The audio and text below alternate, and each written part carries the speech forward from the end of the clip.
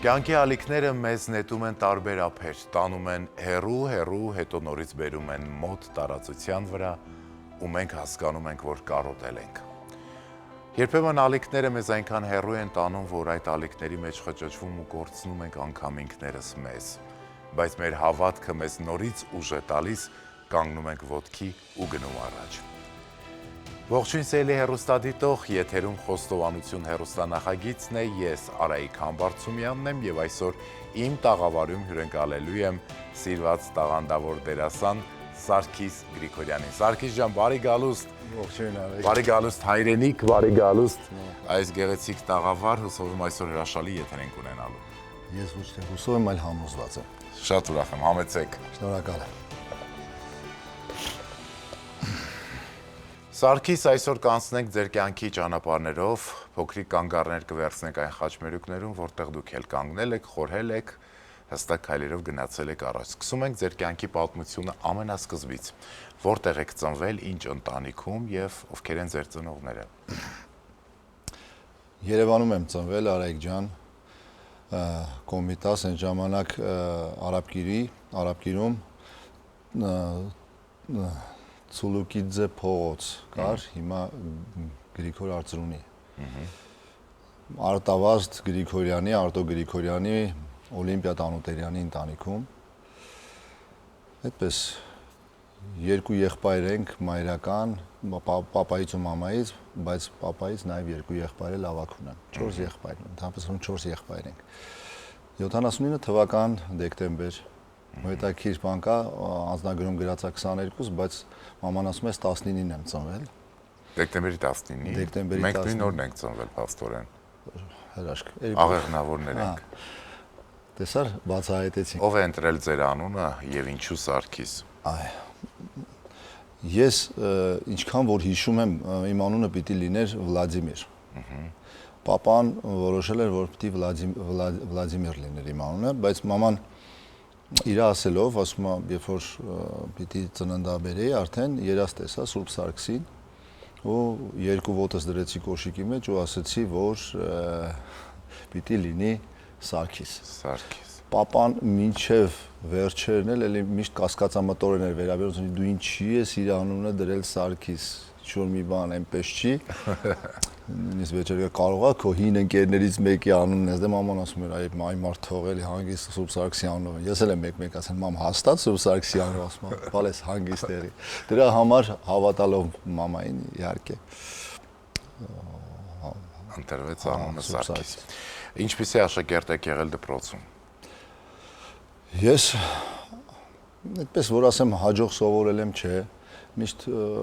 փողոցներում եմ եղել, այդ ժամանակ մութ ու ցուրտ տարիներն էր, նավթ ծախել, ալյումին հավաքել, այդպիսի այդ ժամանակահատվածներ, հացի հերթեր, ու այդպես չէր էլ հետաքրում ուսումը, բայց քանի որ հայրս նաև աշխատում էր այդ դպրոցում որպես էլեկտրիկ, անընդհատ տնօրենը զանգում էր, ասում էր տղա այդ ասա թող դասի գա։ Մի խոսքով տենց հազիվ ավարտացրեցին։ Չէի գնում, ինձ ավելի չէր ձգում։ Ծնողներս մեծ էին տարիքում, ուշ էին ամուսնացել ու այդպես չէին կարողանում կոնտրոլ անեին ինձ։ Ես էլ դրանից օգտվում էի։ Ու փողոցային կյանքը ավելի էր ինձ դուր գալիս։ Գնում էի իբր դպրոց, դպրոցից փախնում, գնում փողոցները։ Ու սկսում եք ալյումին հավաքել։ Ալյումին հավաքել, ինչ-որ չգիտեմ, լիքը Այսինքն մանկության տարիներից սիրել եք վաստակել, աշխատել։ Որ ասեմ, տենց ինչ-որ, հետաքրքրասեր եմ եղել կյանքի նկատմամբ։ Փողոցին շատ ասովորացել կյանքի ճանաչողություն։ Շատ դժվար օրեր եմ ունեցել։ Մենք ապահովված ընտանիք չենք եղել։ Շատ նույնիսկ եղել է ժամանակ հացի լուրջ խնդիր ենք ունեցել, նույնիսկ զրույց եմ լսել, որ առավոտյան մաման պապան խոսում են, որ մաման ասում է կգնաս ընկերներիդ բերերի վկուտես նախաճբանը, այդ որ իրանց հետ բերում են։ Թող երեխեքը հաց ուտեն, այդքան շատ չեմ կարացել պատրաստել։ Այդպես։ Այդպես դժվար ու ես երևի միակը չեմ, այդ ժամանակ շատ-շատերն են այդ խնդրի առաջ։ Ու անկախ ինձանից նաև այդ բան խնդիրը կար, գոյատևման, գտնես ինչ-որ մի բան ուզում էի օգնեի, բան այդպես։ Երբ որ ընտանիքում խնդիրներ են լինում, դժվարություններ են լինում, այդ ձեր ասած հացի խնդիրը, երեխան ավելի կոփվում է, թե ավելի թուլանում է այդ խնդիրներից։ Ձեր պարագայում ինչպես է եղել, կոփվել եք թե թուլացել եք։ Դες երկուսն էլ կա։ Ես միգուցե կոփվել եմ, բայց շատ ու շատ կոմպլեքսներ եմ ձեռք բերել, որը հիմա ինձ շատ դեպքերում խանգարում է։ Իմ մարդկանց հետ շփման մեջ, մարդկանց չվստահելու մեջ, այսինքն տարբեր վախեր եմ ձեռք բերել կյանքին։ Օրինակ, որ մեր մոտ սառնարանը երբեք լիքը չի եղել ու անդադ։ Ես հիմա իմ տան սառնարանը միշտ լիքն է, ես հիվանդագին դրան եմ գնում։ Ես մոտի պարտադիր իմ երեխաներին փորձում եմ չչասել շատ հարցերում, ուզում եմ, որ իրանք ավելի լավ մանկություն տեսնեն։ Չգիտեմ, դա կոմպլեքսներ ունեմ։ Դրանք ասեցի երկու ավելի վատ կոմպլեքսներ կան։ Ավելի խորը, որ ինձ հասցրել են ներվային ստրեսերի, այսինքն երկուսն էլ կա, դա կյանք է, չգիտեմ։ Ասում են այնինչ մանկությունից մնում է։ Եվ լավն է եղել նրան, որ ես պայքարող տեսակ եմ դարձել, այսինքն ոչ մի բանի առաջ չեմ կանգնում, այսինքն ինձ չեն կարա կոտրեն, ասեն, չգիտեմ, դու էսի չես կարա անես, ես ընդհակառակը հակառակն եմ անում։ Ինձ ով որ փորձում է իջացնի, ես 3 անգամ ավելի շատ եմ բարձրանում, բայց այդ ինչ գնով եմ բարձրանում, դա էլ ես մենակ գիտեմ, բայց բարձրանում եմ։ Բրավո։ Սարգիս, դպրոցից հետո ինչպես շարունակվեց ձեր կյանքի ճանապարհը, կրթություն, ուսում, պատմեք մի փոքր այդ մասին։ Հետաքրքիր բան ասեմ, գենը Իրանն ասում է, իմ ծնողները բարձրագույն կրթություն են, իմ երկու կողմն էլ, եւ պապայի կողմը եւ մամայի կողմը սովորողներ են եղել։ Բժիշկներ, իրավաբաններ, գիտնականներ, այսինքն եղել են մարդիկ, որոնք իրոք փորձել են ուսումով իրենց հացը վաստակեն։ Բայց ես անընդհատ փողոցում եմ եղել, բայց գենետիկորեն ինչն է հրաշքը, հենց գենետիկայի հրաշքը, որ ես բոլոր նորմերով պիտի չգնայի ինստիտուտ, բայց ինձ ձգում էր։ Ու սկսում էի փնտրել, բայց ես չգիտեի ինչ անել, որովհետև իմ ծնողները զբաղված էին հացի խնդիրը հոգալով ու չեն կարողացել այդ ուղղությունը տալ ինձ կամ հետաքրքրություն առաջացնել շատ հարցերում, բայց ես զգում էի, որ ուզում եմ։ Մի քանի ինստիտուտ տեխնիկում փոխեցի, հաշվիչ մեքենաների տեխնիկում, հետո միլիցիայի դպրոց փորձեցի գործերս տամ, հետո Վազգեն Սարգսյանի անվան ռազմական ինստիտուտ փորձեցի տամ։ Հետո եթե ինձ հիշողություն չի դավաճանում, Քերին ասեց, որ գյուղակադեմիայում կա անասնաբուժասանիտարակ փորձաքննության բաժին, գնացի այնտեղ տարբեր մասնագիտություններ։ Այսինքն չէի գտնում ինձ։ Հայրս էլ ինձ միշտ ասում էր անլուրջ է այստեղ են, բայց ես զգում էի, որ ես ուզում եմ սովորեմ, ես չեմ ուզում սահմանափակվեմ այդ 8-ամյա կամ 10-ամյա կրթությունով, որ շատերը ընտրում էին այդ ժամանակ։ Ու վերջիվերջո գյուղակադեմիան 2 տարի սովորեցի, գնացի ծառայության։ Ծառայեցի եկա Հայկ Օրդյանի մանկության ընկերը, շատ հրաշալի ռեժիսոր, ինքը ասեց տղա ջան, որ դու խոսում ես, քեզ լսում եմ, բայց դու ոչինչ չես ասում, բայց հետաքրքիր ձիրք ունես։ Քո խոսքը լսելի է։ Արի տանեմ քեզ Հայֆիլմ կինոդերասանի ստուդիա։ Հենիկ Մարգարյանն էր այն ժամանակ։ Նաև իմ դասատուն ա եղել։ Աստված հոգին լուսավոր։ Այո։ Ու ասես, որովհետև դու սիրում ես երգել, պարել, ման այդպես։ Ասեցի այդքան ու վերջ, մաթեմ պիտի չլինի, ֆիզիկա չպիտի լինի, ասի տար։ Բանաստեղծություն բան սովորեցինք, ինքը ծանոթացրեց ու այդպես։ Հայֆին ընդունվեցի, 1-2 տարի սովորեցի, ընկերներս էին այն ժամանակ, հիմա էլ Արմուշը, Վահագը, այդպես ու միասին կավենի թիմ ստեղծեցինք, բայց ես 2 տարի հետո իմ ուժերով ընդունվեցի թատերական ինստիտուտ։ Բրավո։ Այդպես էս է եղել իմ ճանապարհը։ Ու սկսվեց արդեն։ Հա, արդեն ոնց որ Հայկի խավորությամբ ես հասկացա, որ ճիշտ ճանապարհի վրա անկա։ Ու ինձ դա հետաքրքրեց, արվեստի անծայրածիր աշխարհ ինձ հետաքրքրեց։ Ինչպես եղավ այն առաջարկը, որտեղից դեպի հեռուստատեսություն, դեպի հեռուստանախագծեր, ով էր այդ առաջին մարդը, ով ձեզ առաջարկ արեց, ինչպես սկսվեց այդ ամենը։ Ես որ ընդունվեցի թատերական ինստիտուտ, ես չէի մտածում ես դերասան դառնալու մասին։ Ինձ միշտ թվում էր, որ ես շատ ցածր որակի դերասան կարամ լինեմ։ Ինքնագնահատականը շատ ցածր էր դարձում, բայց ես իմ ձայնի վրա էի իմ շեշտը դրել։ Ես ուզում էի տեքստեր կարդալ։ Ես ուզում էի հասնել նրան, իմ երազանքը լրատվական եթերներ վարելն էր, լուրեր վարելն էր։ Ու ես միշտ ակնածանքով նայում էի։ թե ոնց են կարդում, քաղաքում ինչքան բիլբորդ են ասում, ինչ են ասում, դրանց վրա ինչ ասես գրած էր, դրանք սա կարդում էի, ինչ հայտարարություն ասես կարդում էի, թերթերը կարդում էի։ Ու հիշում եմ այս օրադրությամբ առաջի պատվերը եղավ դար 21-ով, ասեցին մի հատ արի տաքսի սերվիզի տեքստ կարդա։ Այդ կարդացի ինձ վճարեցին 1000 դրամ էր, ինչ էր։ Ուրեմն ես գնացել եմ դար 21-ը միացրել եմ ու այսպես սպասում եմ, որ իմ ձայնը լսեմ։ Ու 2-3 օր սպասում եմ, որ իմ ձայնը լսեմ։ Այդ տաքսի սերվիսն էլ երևի ամսվա օրվա մեջ մի օր պիտի գովաստար, բայց լսեցի։ Մի օր էր թե մի անգամ թե երկու անգամ էր։ Ինչ զգացիք այդ բանը, երբ որ լսեցիք ձեր ձայնը։ Ես շակ հաղվեցի ու ես հասկացա, որ սա իմ մասնագիտությունն է, ես իրոք սիրում եմ, որովհետև աննորմալություն անաստել ամբողջ օր սպասել, որ քո այդ երկու տողից բանը չի։ Օգտվեք տաքսի սերվիսի ծառայությունից։ Ու գնաց ու այդպես գնաց։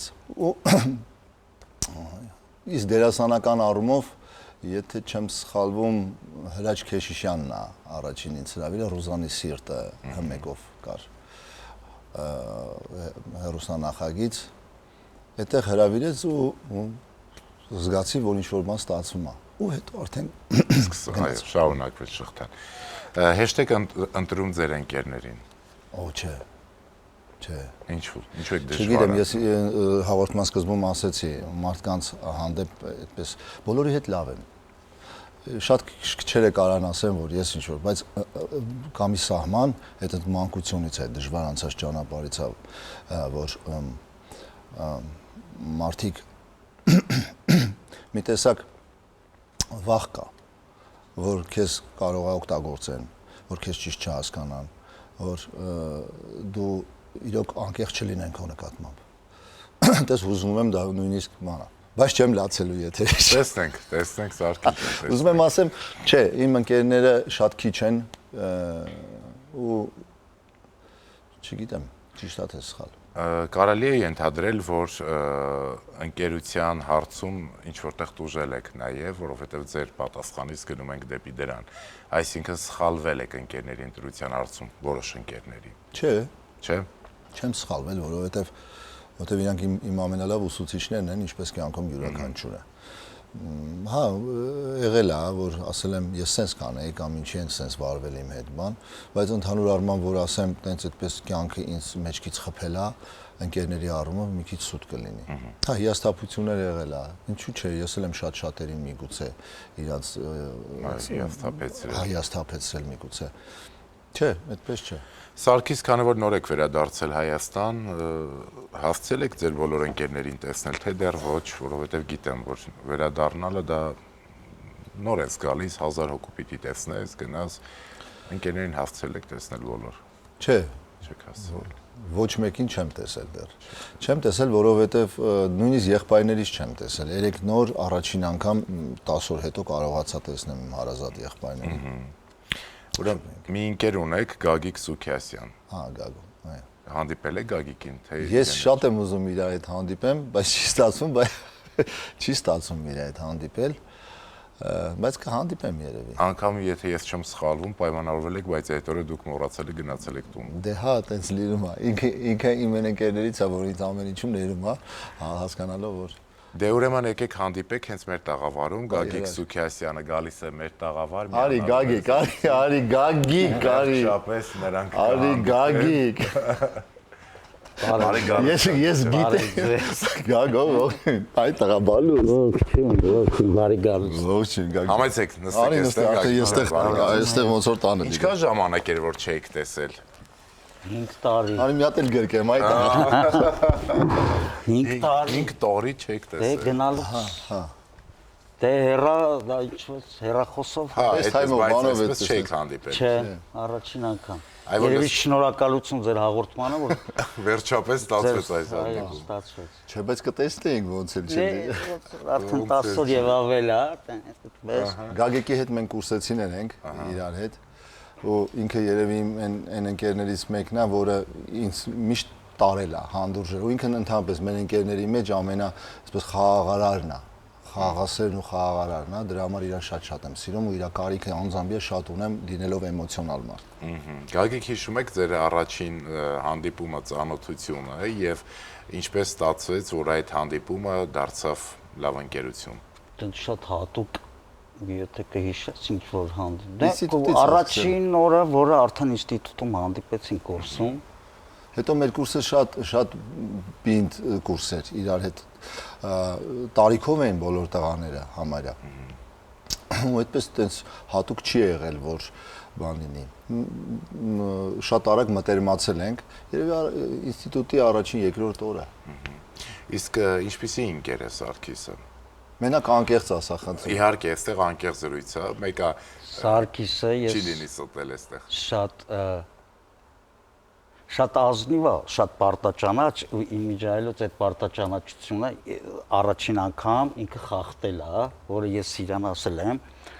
ինքը անգամ 5 րոպե կամ 2 րոպե, եթե իր հետ ինչ որ ուշացում, ուրեմն վերջացավ։ Ընկերես, ընկեր չես ով ուզում, դու պետք է աշխատանքի ենք, մենք ուրեմն պետքա լինես։ Որ ասում եմ 19-ին ծնվածները նույնն են։ Ես կարող եմ մի կարճ դեպք պատմել, մի օր պայմանավորված էինք, ինչ որ գործնական ու ես փորձի էի թատրոնում։ Շատ լավ։ Դե թատրոնում փորձը հնարավոր է, չէ՞, 5 րոպե, 10 րոպե այդ բանը։ Ու մեկ էլ տեսնեմ պատուհանները այնտեղից բարկացած բան ու Տեխնիկայինի պատուհանները ջարդում։ Տեխնիկայինի թատրոնում ասենք եկել է ուր ես դու ասում Սարգիս ջան փորձի եմ հասկանում ես դու սա այն process-ն է որ դու ես ներսի մարդ դու պիտի հասկանաս բան ոչ չի կարելի մենք պայմանավորված ենք դու պիտի ինձ հստակ ասես ու մենք պայմանավորվում ենք այն օրը ինքը ժամերով սպասեցրել է թատրոնում ես ասացի լավ չի չէ շատ դրա կոմբինացիան է որ տարել եմ այնտեղ ասել եմ դե մի կես ժամից կսկսենք միջոցառում էր վարելու ուրեմն հարսու փեսային պիտի սյուրպրիզ անեինք ինքը ուզում էր որ ես լինեի առիթին բայց ասեցին այնպես անենք որ իբր ուրիշ Սարգիս է գալի ինքը պետք է մտնի հարսը ստխրի ասի ես այս Սարգիսին չեմ ուզել որ իմ առիթը վարի այդպես տենց կմկմալով պիտի ասի դրա համար հասցրել եմ այնտեղ կես ժամ սպասած ասում այ տղա թողեի էլի հասանք տեղ լավ սպասենք դե ես ճանապարհին եմ փոխվել բայց հիմա շատ եմ փոխվել այդ ինքը ինձ հիշում է 5 տարի Միացյալ Նահանգներից առաջ հիմա մի քիչ ավելի հանգստացել եմ այդ հարցը հանդարտվել եք հա որովհետև գիտես ինչ լինելու է պիտի լինի պետք չի ժամանակից առաջ ընկնել ու փորձել ինչ-որ մի բան անել Գագիկ դուք եք ավելի շատ խորհուրդ տալիս Սարգսին թե Սարգսից եք ավելի շատ խորհուրդ վերցնում ինքը շատ է սիրում խորհուրդներ տալ բայց ես երբեմն իր խորհուրդները հա ես շատ բռնկում անձնավորություն է ժամանակին շատ արագ բռնկում ամեն ինչից բայց շուտ է շատ հանգիստ եմ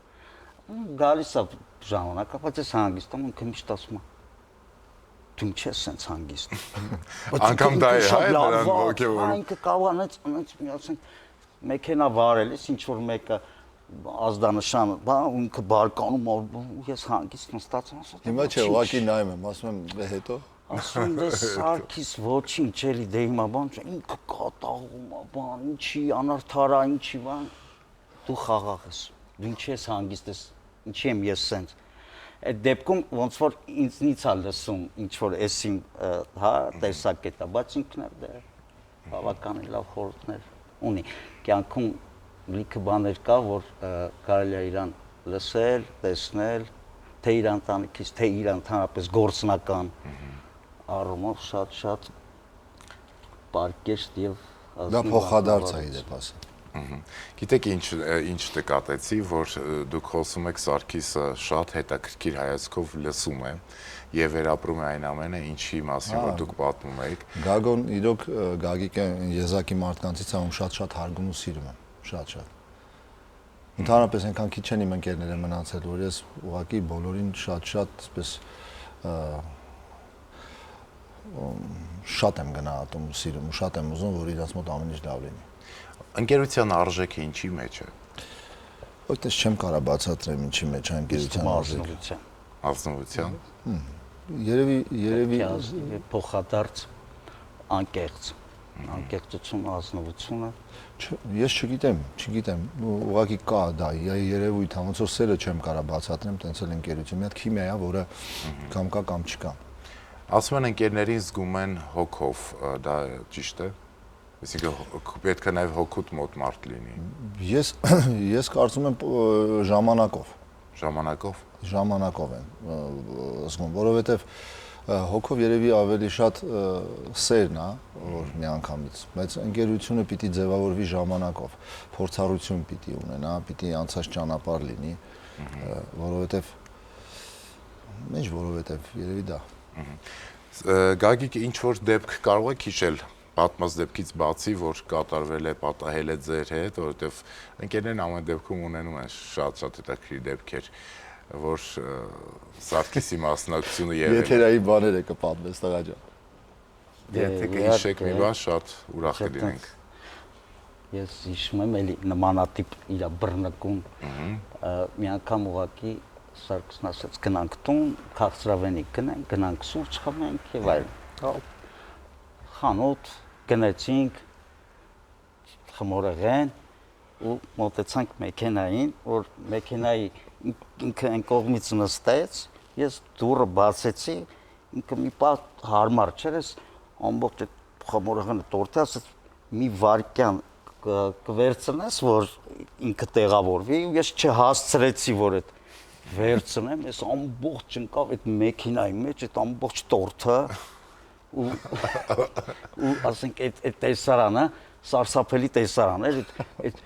այդ կռեմը, այդ ամբողջը սենց լղոզվել է, ինքը սենց կատաղել է, բան, բայց ես ահավոր ծիծաղս գալիս է, ես չգիտեմ, բայց որ մի բառ խոսամ ավելի է բռնկվելու, հիմա սենց չգիտեմ ինչ ասեմ, համ ես, չգիտեմ ես եմ մեղավոր, թե բայց ինքն է մեղավոր, բայց մեղավոր չենք, ուղղակի տենց չհասցր, ինքը ուզում էր տար, ես չհասցրեցի, այդ տորթ ամբողջը մեքենայի մեջ ու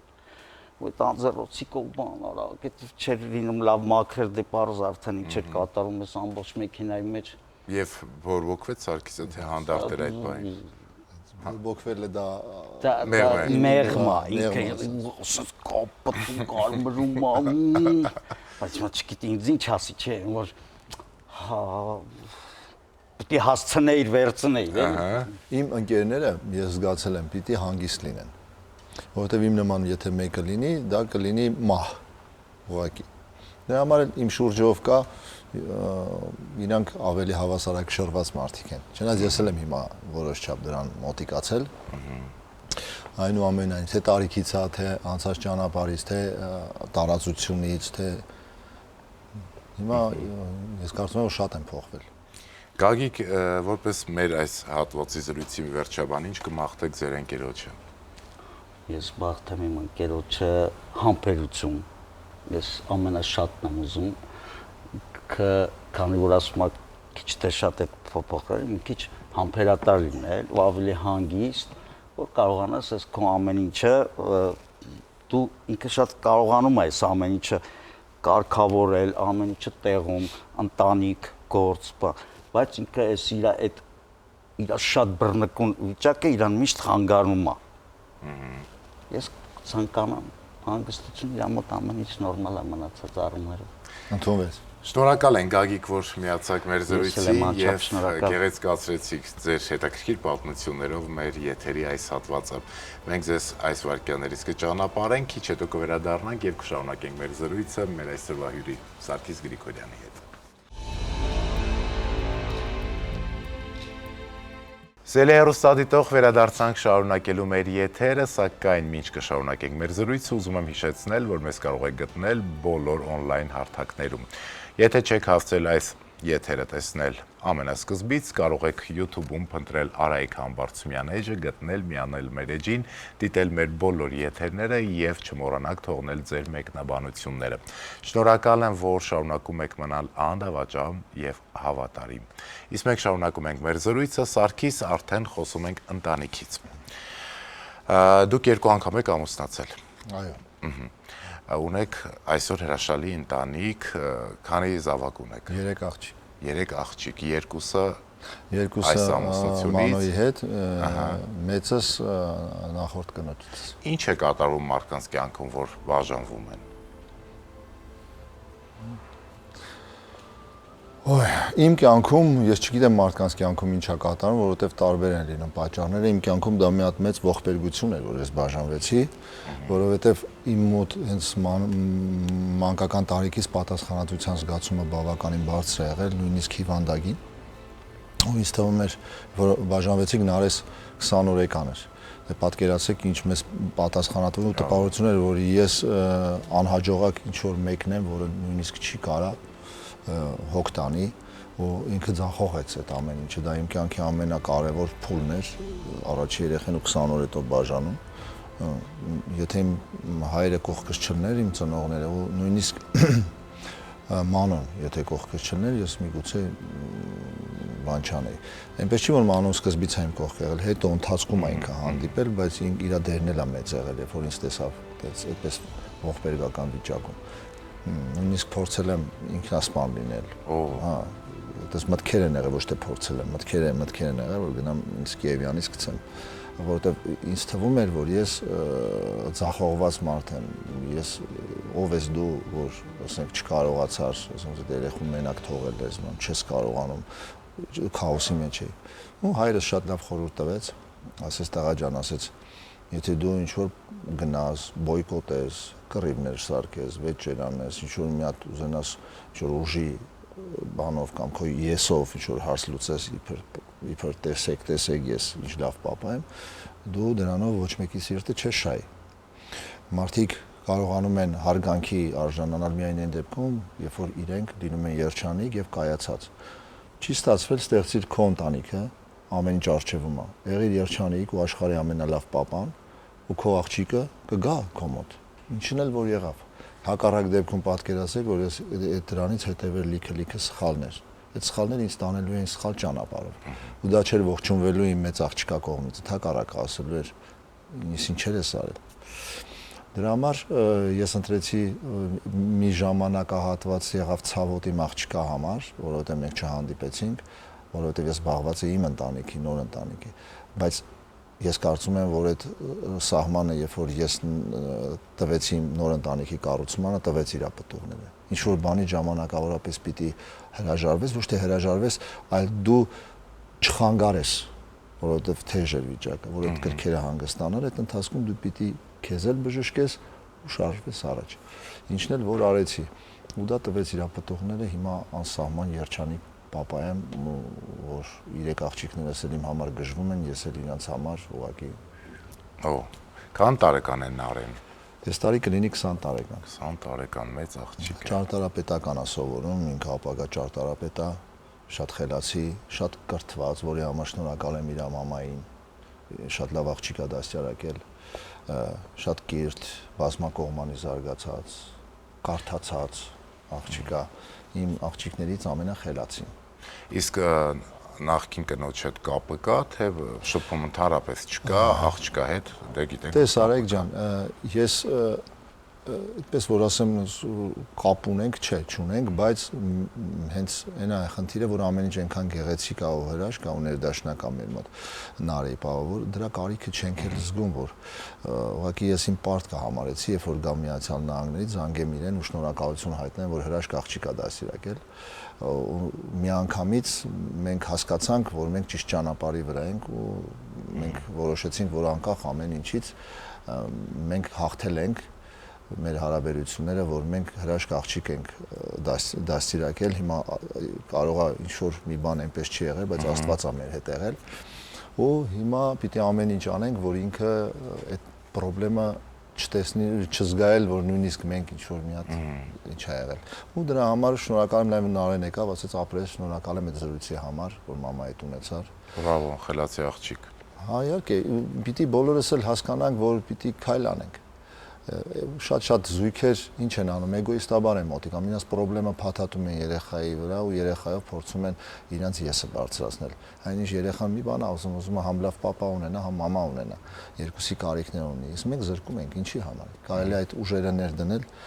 աղջկան, չէ՞ որ համ պապան է սիրում աղջկան, համ մաման։ Այո։ բայց ամեն մեկը իր կողմ ձգի, այդ աղջիկը կճղվի մեջտեղից։ Հետո երկուսին էլ մեղադրելու է։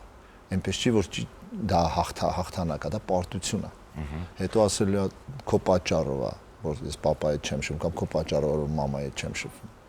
Հիմա Սարգիս մեր տաղավար կբերվի գախնի արկղը, որի մեջ հետաքրքիր իր կա, խնդրում եմ արկղը բերել տաղավար եւ այս արկղի մեջ է նաեւ ձեր գախնի նամակը։ Արկղը թողնում ենք այստեղ, շնորհակալ եմ շատ։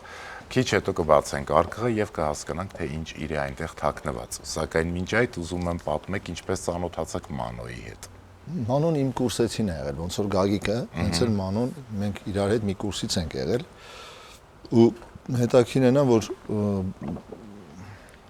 բոլորին թվում էր թե մենք շուտ սիրում ենք գախտնի իրար, բայց այդպես չի եղել։ Մենք իրոք եղել ենք շատ լավ ընկերներ։ Մենք կիսվում էինք իրար հետ ամեն ինչում։ Ես ունեի ընկերուհիներ այդ ժամանակ, տարբեր, որովհետեւ միաժամանակ չտարբեր։ Այդ ես զանգում իրանից խորհուրդներ էի հարցնում։ Այսինքն մեր մոտ այնպես էր որ քույր եղբայր հարաբերություն էր։ Ու երբ որ ամուսնացա բաժանվեցի, ավելի մենք մտերմացանք, երբ որ ես օգնության կարիք ունեի բաժանությունից վերականգնողական։ Ինքը ինձ տեսավ, շատ օգնեց, անընդհատ հետս խոսում էր բան։ Ես էլ հասկացա, որ ինչի եմ այստեղ այնտեղ փնտրում, եթե կողքս է, այն աղջիկը, որը եւ ինձ հասկանում է, եւ ինձ լսում է, եւ իմ թերությունների հետ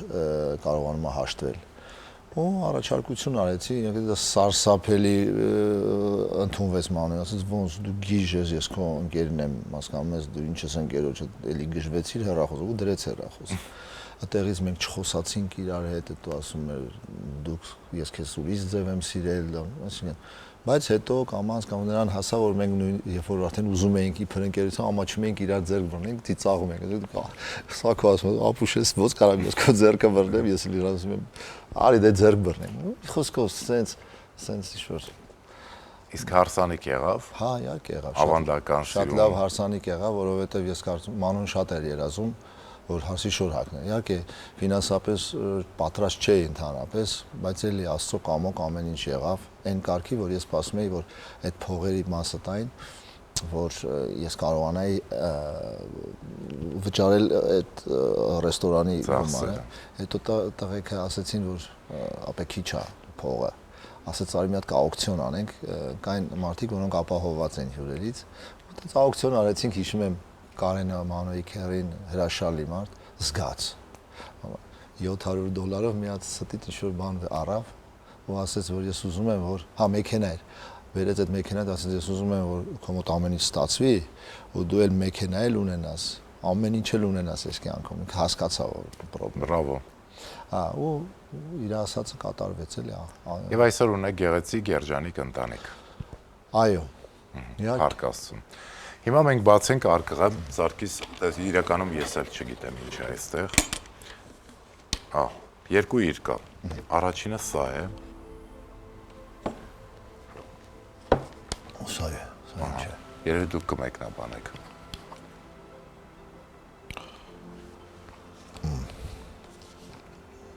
Ակնոց։ Ամերիկայից եք ուղարկել։ Ոյ։ Ձեր աղջկան եք ուղարկել։ Ահա, Նարեին եմ սա ուղարկել, հա։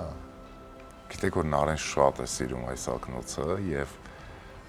Ամերիկայից դուք ուղարկել եք ձեր աղջկան։ Ես ճիշտ եմ, չէ՞։ Հա, սա ես էի մի ժամանակ դնում, այնտեղ հետո ուղարկեցի իրեն։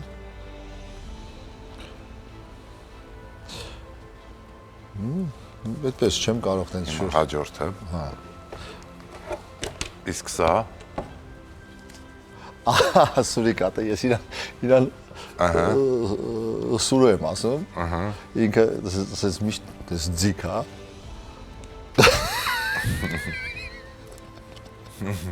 Այսինքն դրել։ Իրան ասում եմ, լսի Սուրիկատ ո՞նց ես։ Դե սիրում ա կանգնել հետա զոտել։ Նույնիսկ մեծ աղջիկ սա։ Բրավո։ Իդեպ Մանոյին շատ շնորհակալություն, շատ հարցերում ես Մանոն է օգնել եւ այս իրերը երկուսն էլ ձեր մեծ աղջկան են պատկանում, մեկը Ամերիկայից ուղարկել եք ակնոցը եւ այն գիրքը, որովհետեւ հենց այդպես եք դուք դիմում նրան, հա, Սուրիկատ։ ու Սուրո։ Սուրո։ Ոնց է Սուրո ջան։ Հրաշալի նար է, բայց հայրիկի Թող ներողություն։ Սուրո։ Քիչին եղավ, ասում դեմի։ Սարգիս ընտանիքի ներդաշնակությունը ինչի մեջ է։ Ոյ, այնքան բաղադրիչներ կան դրա հետ կապված։ Երևի կարգապահության մեջ է։ Երբ որ մարդիկ իրանց տեղերը գիտեն, երեխան իր տեղը գիտի, հայրը իր տեղը գիտի, մայրը իր տեղը գիտի, ու մեկը մյուսին չեն խանգարում իրենց պարտականությունները կատարելու մեջ։ Ինձ թվում է դա շատ կարևոր է։ Թե չէ, երբ որ տեղերը խառնվում են, արդեն ոնց որ քաոս է սկսում։ Այո։ Ամեն մարդում հորը, մորը, երեխային տված է դերեր։ Մենք նույնը թատրոնում, եթե ամեն մեկ իր ֆունկցիան կատարում է, ներկայացումը ստացվում է։ Նույնը ընտանիքում։ Պատասխանատվության զգացումը համար մեկ խնդիրն է տանը։ Բոլորը պետք է ունենան պատասխանատվություն ընտանիքի բոլոր անդամների նկատմամբ։ Ու դա ամենակարևորն է։ Իհարկե սիրով դա, ամեն ինչ պիտի արվի սիրով, բայց բնականաբար երևի այդ երկու գործոն ու չխաբեն իրար, փորձեն անկեղծ լինեն, չթաքցնեն ընտանիքի անդամներից ոչ մի բան, բառից բուն իմաստով ոչ մի բան, հա, աղջիկը իր աղջիկական խնդիրները պիտի ասի իր մորը, մայրն էլ պետք է հիվանդագին չտանի, այլ փորձի օգնել, այլ ոչ թե տաբու սարք ինչ-որ բան է, պապան պիտի տեղյակ լինի մամայից ընտանիքի շարժի մասին, գրագետ. Այսինքն այս ամեն ինչը պիտի լինի մի հատ մեծ շղթա, աշխատող շղթա, ու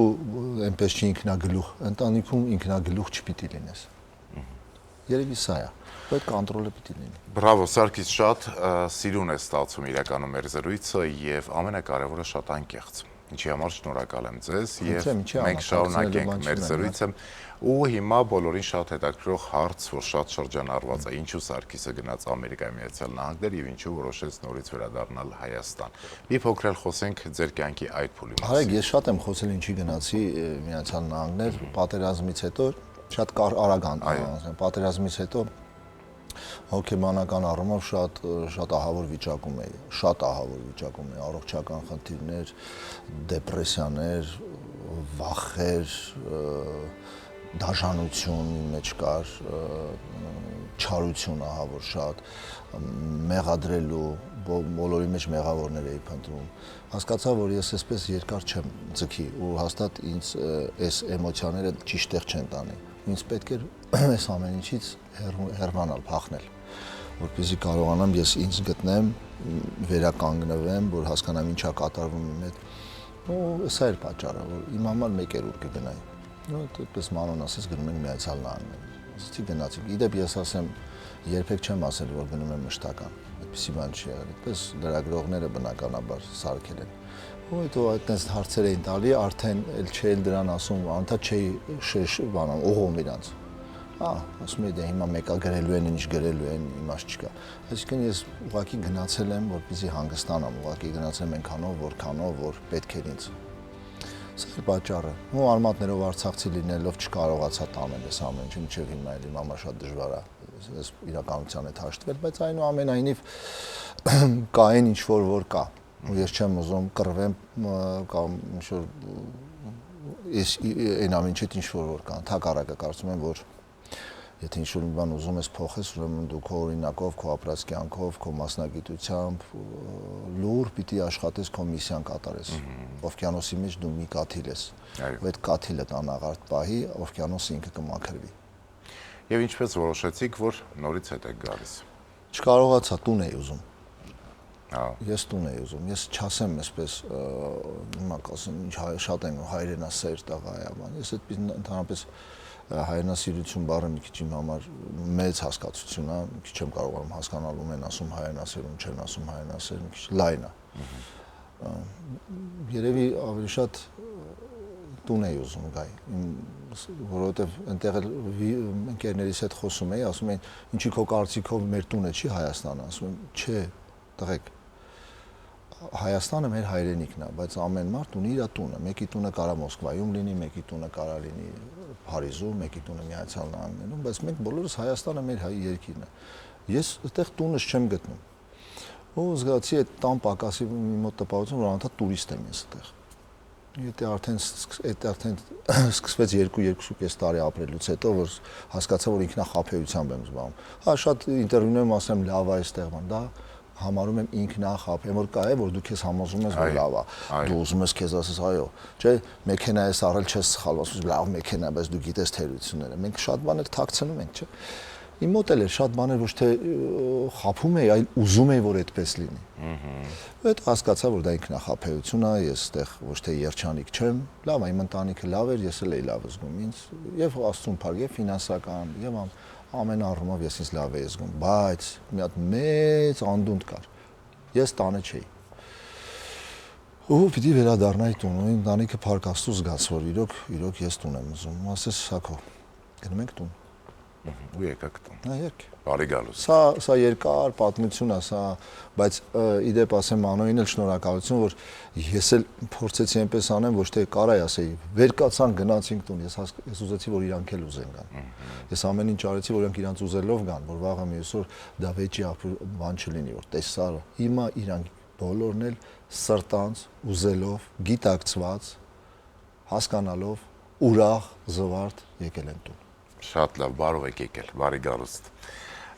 Սարգիս, ինչ է ձեր կարոտի անունը։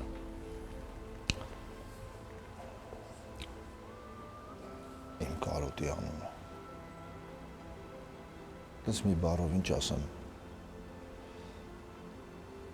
Կարող եք մի քանի բառերով ասել։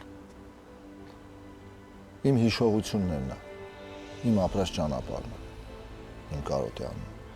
Ես գտնում եմ, որ այստեղ եմ ես ինձ լավ զգում։ Ու մինչև հիմա ես արդեն ինչքան ժամանակ այստեղ եմ, ես հասկանում եմ, որ այստեղ է Աստված ինձ դրել։ Ու պիտի այստեղ արարեմ։ Կարող է ես ամբողջ աշխարհը ման գամ, 5-6 ամսով գնամ, միտեղ մնամ, բայց ես հստակ արդեն գիտեմ, որ սա է իմ տունը։ Իսկ իմ ննջարանը, իմ մահճակալը, իմ խոհանոցը,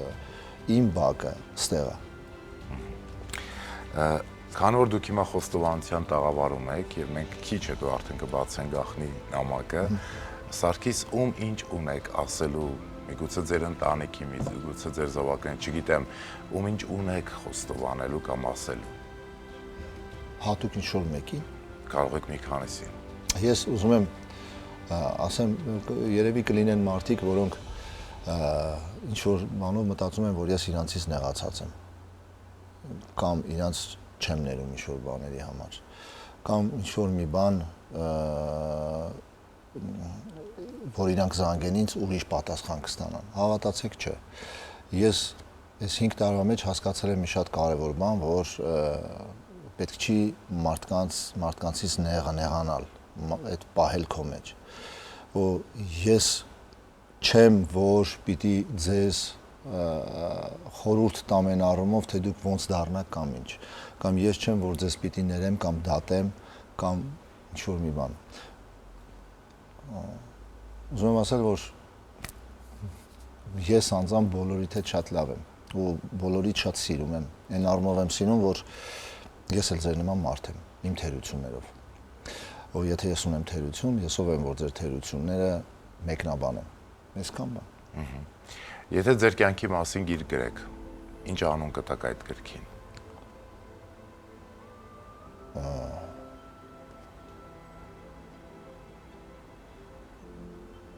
Ընտանիք։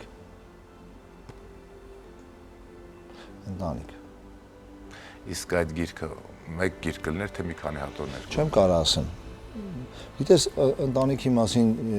կարծում եմ երկար պետք չի խոսալ։ Կան բաներ, որ դու քո օրինակով պիտի ցույց տաս։ Խոսացողներն այսօր այնքան շատ են։ Ես փորձում եմ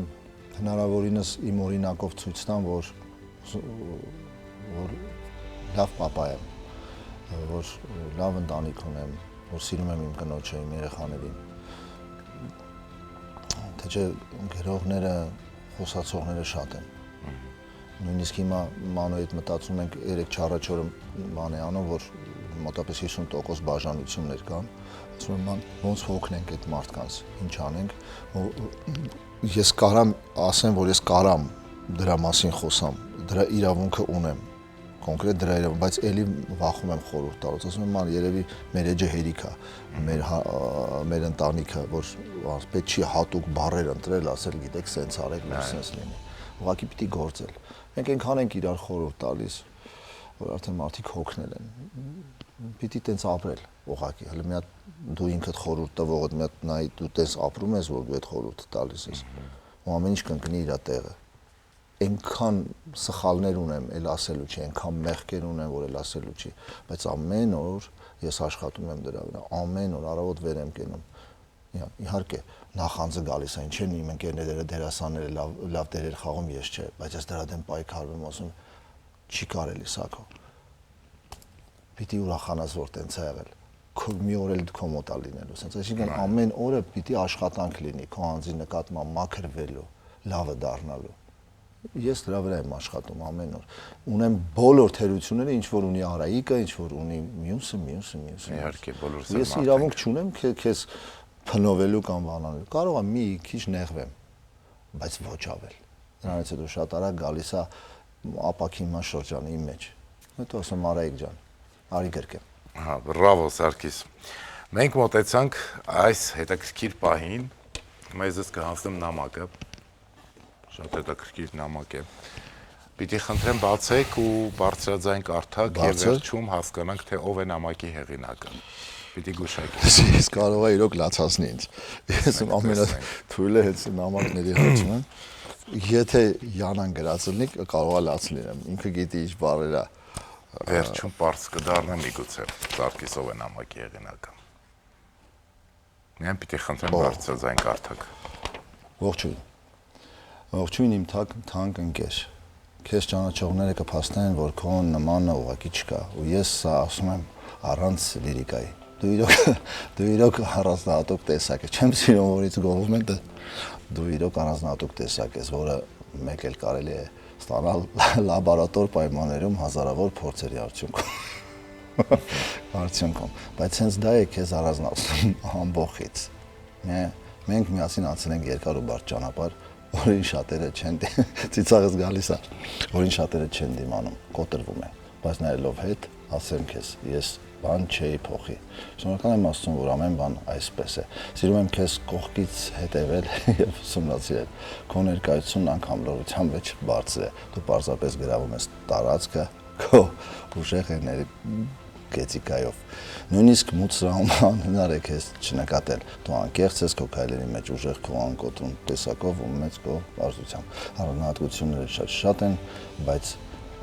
այս ֆորմատը չի հերիքի, A4 ֆորմատը չի երիքի, սիրում եմ քեզ շատ, դե հիմա գուշակիր ով եմ ես։ Դե մանոն պիտի լինի։ Լուրջ ես ասում։ Չէ, մանոն չի։ Բավ պիտի այսքան ինձ մեծարի։ Ահա։ Լուրջ ես ասում։ Թանկ ընկեր։ Այ եթե իմանաք թե ով է նամակի հեղինակը։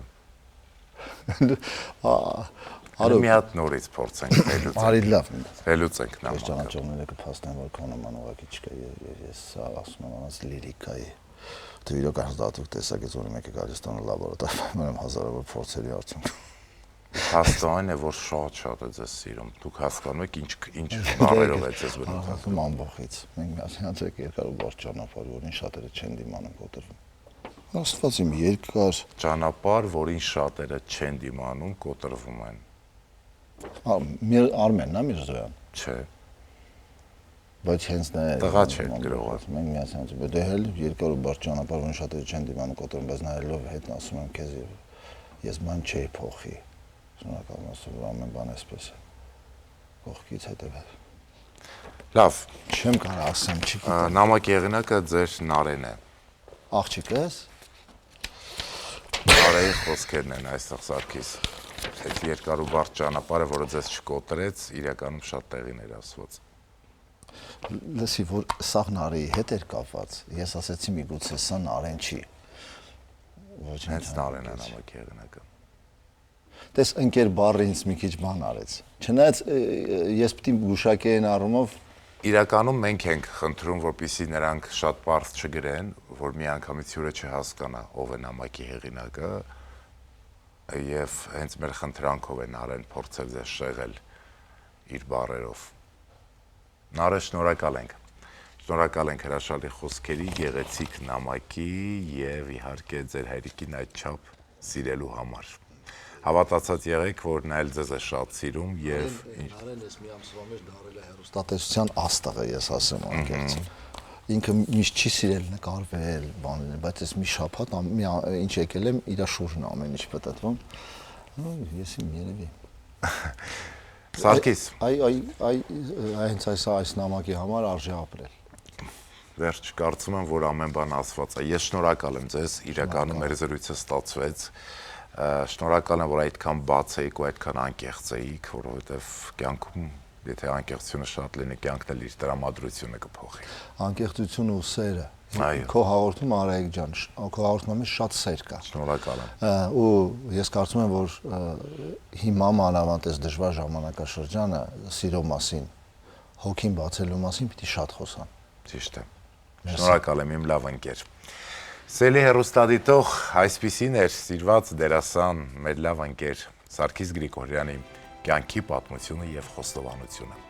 Դուք էլ խոստովանեք, միգուցե վաղն արդեն ուշ լինի։ Իսկ մենք կհանդիպենք հաջորդ շաբաթ նոր ու հետաքրքիր խոստովանություններով։